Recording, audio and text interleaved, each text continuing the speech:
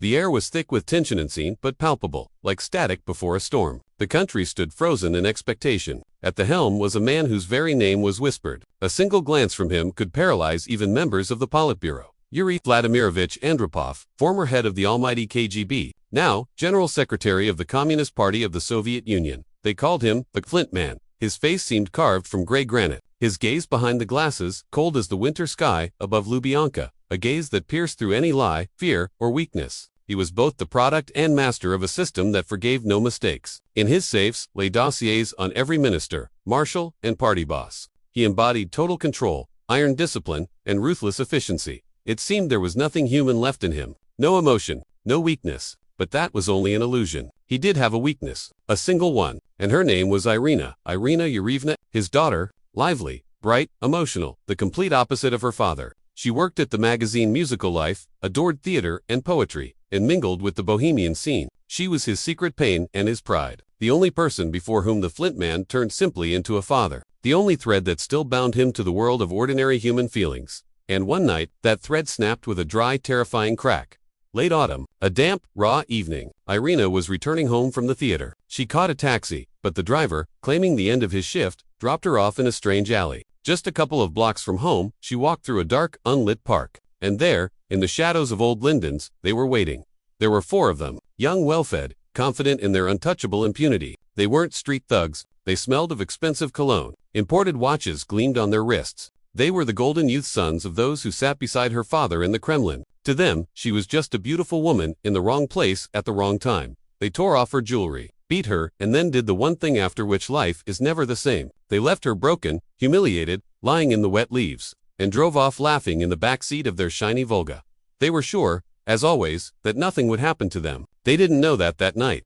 They had signed their own death warrant, because their laughter was heard not only by the empty park. Their laughter was heard by the Kremlin. At 2 a.m., the phone rang in the General Secretary's apartment. The duty officer of the 9th Directorate of the KGB, his voice trembling, reported what had happened. Andropov listened in silence. His face did not change. Not a single muscle twitched. He only slowly placed the receiver down. But in that moment, the Flint Man cracked, and from that crack stared out an abyss. The abyss of cold, calculated, absolute fury. The fury of a father whose most precious treasure had been stolen. The fury of the head of the world's most powerful intelligence service, who had been challenged.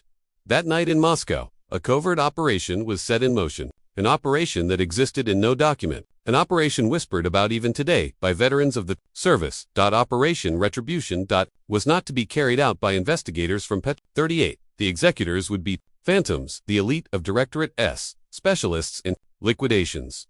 For the 4 young men, the morning began as usual. They woke in warm apartments, ate breakfast, made plans for the evening. They didn't know that their names already lay on the desk of a man who could erase entire countries from the map. To him, eliminating for arrogant degenerates would be easier than crushing a cockroach. The question was not how to find them. The question was how exactly they would die. And Andropov had already decided. Their deaths would not be quick. They would be long, torturous, and exemplary. Each of them would pay for every tear shed by his daughter. At 3 a.m. in Kolpekny Lane, just a few hundred meters from Lubyanka, a single window lit up. It was Directorate S, the most secret and most feared division of the KGB's first chief directorate, the Directorate of Illegal Intelligence. But it had another function, known only to a select few. The cleaners, the death squad. In the office of the Directorate's legendary head, General Yuri Drozdov, a direct line rang. On the other end was Andropov himself. The conversation was brief, sharp, like a telegram. Yuri, there's work. For targets, Moscow. The task is not mere elimination. The task is exemplary retribution. Full autonomy. Unlimited resources. Report to me personally. Timeline, as soon as possible. Details will be delivered by my aide. Drozdov hung up the phone. He understood everything immediately. 20 years of service had taught him to read between the lines. The phrase, exemplary retribution, meant only one thing. The case was deeply personal. Ordinary methods would not do. This was no job for hitmen. Here they needed directors of terror. An hour later, 3 people sat in his office, faces almost no one in the KGB had ever seen. They were called the Mirror Group, specialists in psychological operations and unconventional methods of influence. Their leader was Colonel Igor Serov, codename The Artist. He had earned his nickname for the ability to turn every liquidation into a terrifying spectacle with a message. He believed that punishment should be not only inevitable but also aesthetically complete, a mere reflection of the crime itself. Andropov's aide brought in a thin folder. Inside for photographs, taken just hours ago. and short dossiers. The intellectual. Alexei Ordensov, son of a famous academic, Lenin Prize laureate, 21 years old, philosophy student at Moscow State University, fascinated with banned dissident literature. In his circle, he was the ideologue and instigator, loved to speak of personal freedom and the right of the strong, cynical, duplicitous, his greatest fear, losing his mind, the very instrument of his supposed superiority over the rabble. The driver Sergei Sidorov, the fourth target, the only one among them who didn't truly belong to the golden elite. Son of a simple taxi driver, he attached himself to the rich kids as their chauffeur and errand boy. He dreamed of becoming one of them, willing to commit any baseness for their approval. His greatest fear, to remain poor and invisible. His ultimate dream, the glittering life. Drozdov handed the folder to the artist. Igor Serov took the photos. His voice was quiet, yet heavy with finality. Order number 1. The scenario must be such that this gilded scum would lose their taste for playing masters of life for the next decade. Each one would receive exactly what he deserved. Not just a bullet to the back of the head, but the very thing he feared most. Before death, they must understand why they were dying, and who had sent them the bill. The artist nodded. His eyes, usually sleepy and indifferent, lit up with a cold, creative fire. In his mind, he began sketching his grim performance. The prologue, the confession of a coward. Then the gradual extinguishing of the light. The first would be the most cowardly. Break him, he would give up everything. His confession would become the prologue to their play, then the others. The Mirror Group got to work. The KGB's best surveillance and technical teams were deployed to support the operation. Apartments and cars of the targets were bugged. Telephones tapped. Cameras, shadows, discreet watchers, all tuned to capture every wrong step. The machine of state terror, slumbering under Brezhnev's stagnation, was slowly and inexorably gathering momentum. The first act was ready for staging. The performance began the next day. Victor Ost. He awoke to the sound of his doorbell. 2 men in civilian clothes stood in the hallway, polite, yet insistent. Document check, they said. Victor, long used to impunity, smirked and tried to wave them off. But no one returned his smile. They led him out of his apartment like a broken schoolboy. He was taken to a quiet mansion, not an interrogation office, but a stage. The room had no investigative tables, only a mirror, large, immovable. In front of it, a chair. Behind him, records, photographs, evidence, everything he thought was his hidden life. They made it clear, no one was going to beat him. Violence was not their method. Their weapons were reason, fear, and truth. They showed him consequences, exposure, loss of status, public annihilation of the image he had clung to all his life. They lifted the curtain and let him glimpse how quickly his world would collapse if he was torn from his pedestal. But the first thing to break in Victor was pride. He could not endure that piercing silence, that mirrored reflection of his own stupidity and baseness. In terrifying clarity surfaced every detail, the privileges bought, the deals, the fear of being nothing without them. He spoke. Word by word, a confession, recorded. His confession became the prologue, a document written in the blood of his vanity, to be used as needed. That was only the first act. Then came stroke by stroke. For Pavel, the general's son, they prepared a trial of strength that would turn his toughness into disgrace. For Alexei, the intellectual, another script, the exposure of his moral emptiness, the unmasking of his false philosophy, the demonstration that his lofty words were nothing but a mask for cowardice. For Sergei, the illusion of having achieved his dream, followed by the collapse of every hope, social downfall, rejection, total loss of the chance for the life he had betrayed himself to obtain. Each his own hell, each the very thing he feared most. But the artist did not rush. He worked slowly, believing in the effect of rising horror. When a man sees not only his own fall, but the collapse of everything he relied on, it is stronger than death itself. This was punishment with reflection, bitter, unforgettable. Soon Moscow learned only this, for spoiled youths had begun vanishing from their usual lives. Rumors, whispers, sudden departures, parents filing statements they couldn't explain. But no official KGB files bore signatures. Officially, no stains on anyone. Unofficially, veterans whispered of an operation that was never meant to exist. Andropov watched silently. He never attended the interrogations. He needed only the words reflected in others' eyes. He listened to oral reports as a surgeon listens to a heartbeat before a risky operation. Each time he added one requirement: the lesson must be understood. The fear must seep into the flesh and blood of the golden youth. The first act ended with Victor's confession, loud, exposing, devastating. That was only the beginning. The performance continued. The gilded lives of the rich kids were tearing apart at the seams. And with each new night, the thread that bound the man of stone to the world of human feelings grew stronger and more painful, like a taut string, ready to release its final chord. He awoke in his luxurious apartment on Kutuzovsky Prospect and felt a vacuum. Neither the phone, nor the TV, nor the radio worked. The front door was locked from inside with a massive bolt, one that hadn't been there yesterday. Looking out the window, he froze in terror. The usually bustling avenue lay silent and deserted, like a scene from an apocalypse film. The home that had been his fortress overnight had become a prison. Victor rushed from room to room. Panic clenched his heart with icy fingers. Suddenly the phone rang. He jumped and grabbed the receiver. "Hello, we know what you did yesterday in the square." "Victor," said a lifeless mechanical voice, calling him by name. The voice knew him. "We know everything, and we are coming for you." The line went dead. Busy tone. Victor turned cold. He rushed to the window and saw them. Across the avenue stood three motionless figures in identical gray coats and hats. They didn't move, they just stood, staring at his windows. Their faces were indistinguishable, yet he could feel their gaze on his skin.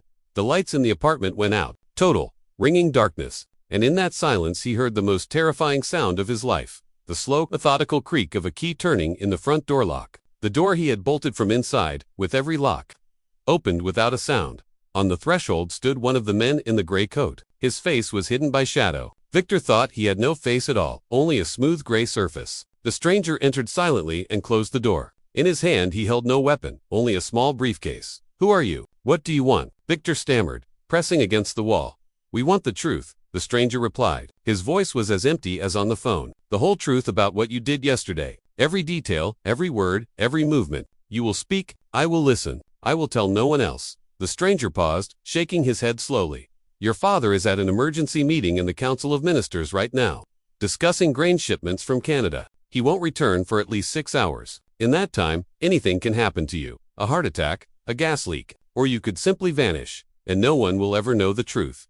Silence filled the room again. Victor understood. This was not a threat, it was a sentence. The stranger opened the briefcase. On the red velvet inside lay no pistols or knives, only surgical tools, scalpels, clamps, needles, and several syringes filled with clear liquid. "This is truth serum," the stranger explained, lifting one syringe. "Developed by our special institute. After the injection, you won't just tell me what happened yesterday. You'll tell me everything, your dirtiest, most shameful secrets. You'll turn your soul inside out, and then we'll decide what to do with you." Ostakov broke into tears. His arrogance and bravado evaporated in an instant. In the face of quiet, methodical horror, he collapsed. "No, no injection, please," he sobbed. "I'll tell everything, everything." He talked. Hours passed, filled with sobs, whimpers, and hoarse confession. He told it all. How they stalked Irina, how they planned the assault, who struck first, who held her down, who laughed. He gave names, addresses, hideouts. He revealed details about his friends, their black market dealings, their currency scams, their other undiscovered crimes. He betrayed them with the same zeal he had shown yesterday while humiliating a defenseless woman. The stranger listened silently, recording everything, a miniature dictaphone hidden in his other hand. When Ostakov finally fell silent, the stranger stood. "Thank you, you've been very helpful," he said evenly. "And now, punishment. You were afraid of losing control. You will lose it forever." He pulled out a second syringe with a cloudy yellowish liquid. "What is that?" Victor whispered, his fear blooming. "A special compound. Psychotropic," the stranger replied. "It causes cascading necrosis of neural connections. In simple terms, your brain will begin to die. Slowly, you will sink into madness, into a world of your deepest fears. And it will last a long time. A very long time." "For what?" Victor rasped. "I told you everything. I only confessed because I was afraid for my skin." The stranger did not answer at once. He studied Victor as if reading a sentence in the lines of his face. Then he said quietly, "You confessed, but you did not choose the truth. You chose survival. And the price for that is different. Truth does not spare cowards." He paused. Silence hung in the room, a silence full of absolute clarity. Then there was only one sound, the needle touching skin. "You will pay for her tears, for her pain, for her humiliation. This is a personal order from her father."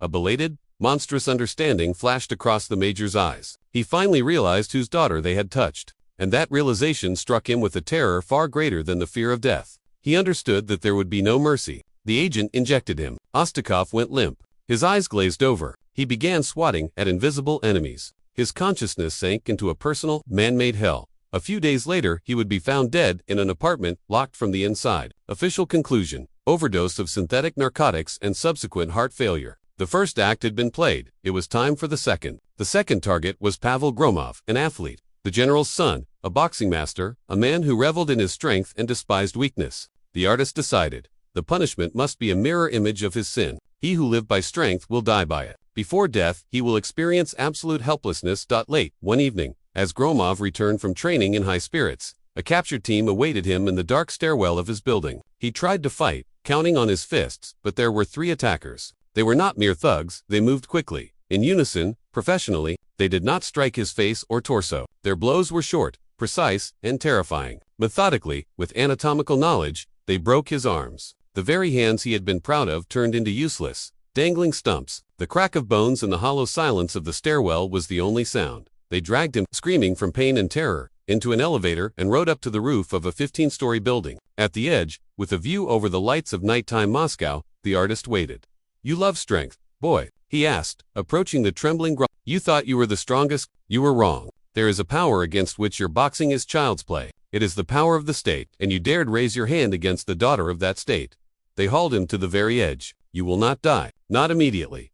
The artist produced a syringe from his pocket. "This drug blocks pain receptors but sharpens every other sense. You will not feel the pain of broken bones as you fall, but you will be fully conscious. You will watch the asphalt approach in every fraction of a second, and those will be the longest seconds of your worthless life." They injected him and silently pushed him over. The next day, the papers wrote of a tragic accident. A well-known athlete, the general's son, in a bout of depression, fell from the roof of his own building. No one bothered to ask why the suicide had both arms professionally broken before the fall.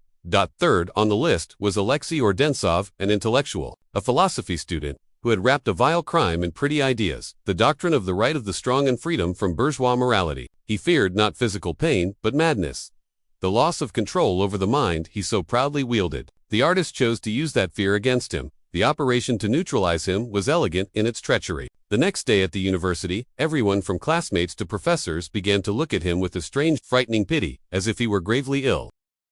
The first was represented by a Russian oligarch living in London, exiled, a fierce opponent of the Kremlin. For him, this diary was the perfect weapon. Publishing it would strike a crushing blow against the image of the Russian secret services. It would show the world their foundation is not the protection of the state, but blood, terror, and lawlessness. Bloody KGB. The phrase would once again echo across all Western channels. It would be a blow against the heirs of Andropov. The second force was a quiet man from the Russian embassy in Bern, acting on behalf of foreign intelligence. For them, the diary was not blackmail material, but a relic, proof that even in the darkest times, there were those who placed honor and justice above the law, that even at the brink of collapse, the state could still protect itself and punish evil. It was their story, their legacy, a story they wanted to control or bury forever. And then a third, unexpected figure appeared. Anna, the granddaughter of academician Ardens, a well-known French human rights activist. She learned of the auction and realized this was her chance, a chance to tell the world the truth about her family, not as a political pamphlet, but as a deep human drama about how a totalitarian system cripples souls, turning some into monsters and others into victims.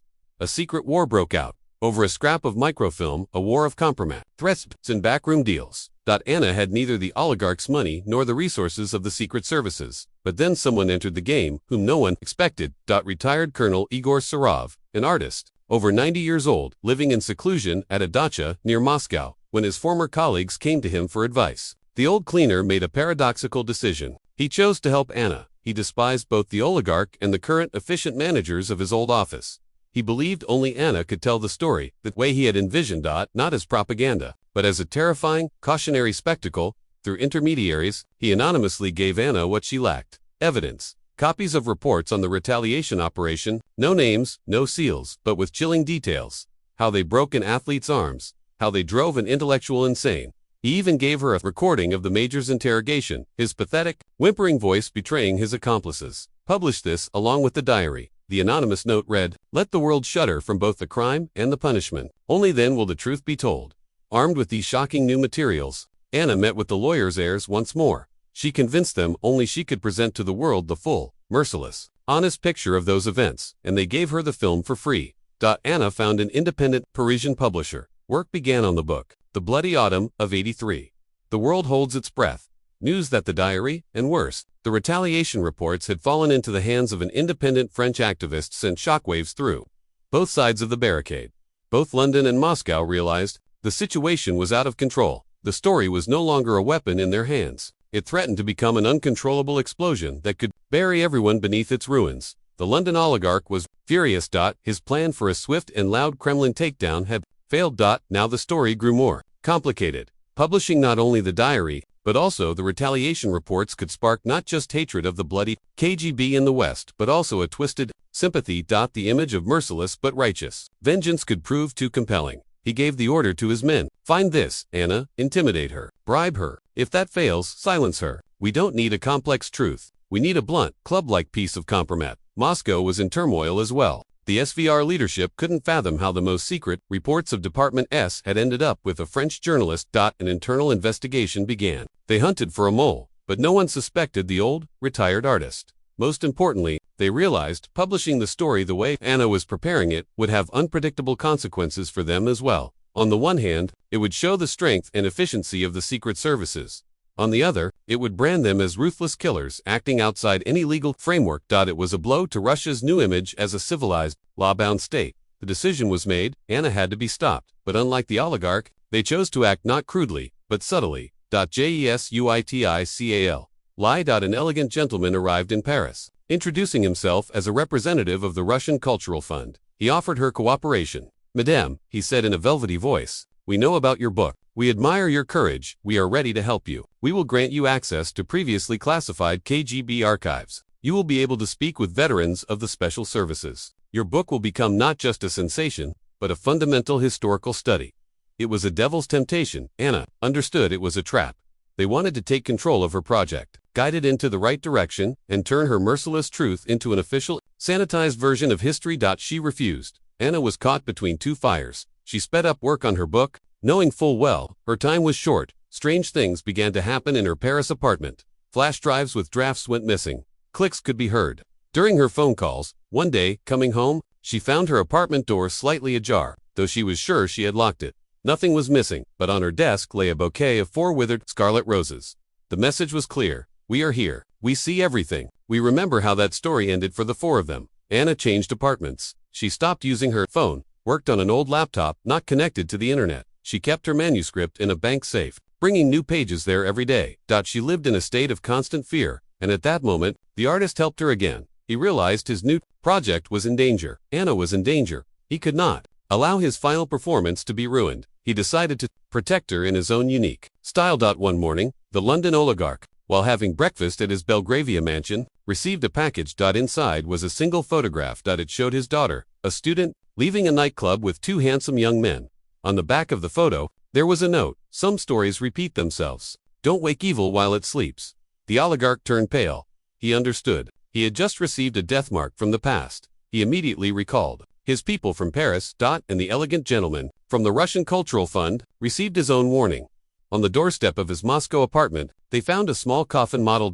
Inside was a note. Do not interfere with the artist finishing his painting, or you may become part of it. The interference stopped. The artist cleared the road for Anna. He gave her the chance to finish her work. He protected her not because he shared her human rights ideals, but because he wanted his story to be told in full without cuts. As a terrifying but necessary warning to all who think themselves masters of life. Anna finished the book. The manuscript was delivered to the publisher. The countdown to publication began. Anna's book, The Bloody Autumn of '83, was released and struck like a bomb. The reaction was polarizing. It split society. In the West, the liberal press focused on the first part, the diary. They saw exactly what they wanted to see. Evidence of the total moral decay of the Soviet elite, of cynicism and cruelty bred by a totalitarian system. The story of the Golden Youth became a symbol of a rotten regime doomed to collapse. The brutal punishment of them was presented as a typical case of Stalinist terror, lawlessness, and KGB savagery, but in Russia, it was the opposite. Most readers ignored the first part. The Scoundrels' Diary made little impression.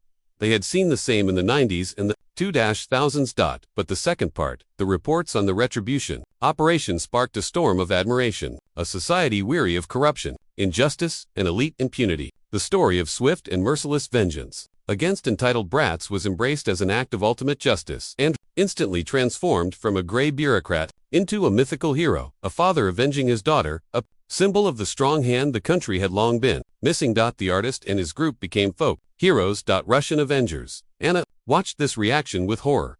She wanted to show the complexity and tragedy of the situation, but instead, she got 2 primitive propaganda myths, both in the West and in Russia. Her book was used as a bludgeon in political games. Her appeals for reflection, for understanding how the system cripples everyone, went unheard, but the seeds of truth still sprouted. A year after the book's release, an independent Russian filmmaker made a movie based on it. Artistic, harsh, dark, in true noir style. He didn't blame or justify anyone. He simply showed the story. The story of a daughter's pain. The story of a father's rage. The story of the rapist's sin. The story of the cold professionalism of the cleaners. The film was simply titled Autumn, and it was this film that achieved thunderous success. It forced people not to rejoice, not to rage, but to think about where the line lies between justice and revenge, between defending the state and state terror, between law and true right.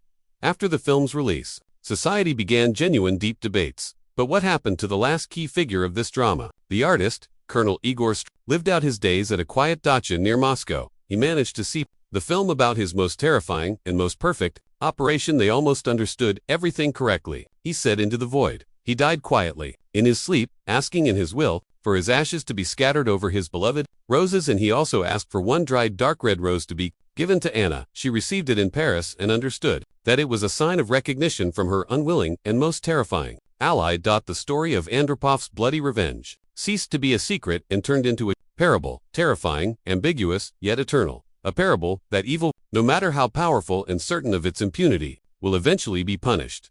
A parable that revenge, even the most righteous, brings no relief, only new pain. And a parable that when the law is powerless, from the darkest depths of the state emerge the cleaners, and then a different, dreadful kind of justice begins. And every time another wealthy driver who killed someone escapes justice, a comment inevitably appears on social media. Under Andrew, they would have found him already, and in that comment lies the essence of this entire story, a longing for justice. Terrible, bloody, but inevitable, a longing that always lives in the people and sometimes forces the state to remember its most frightening weapon, the right to retribution. Have finished this difficult story. Thank you for being with us. If this story evoked strong emotions, if it made you reflect, don't forget to subscribe, like, and share your thoughts in the comments.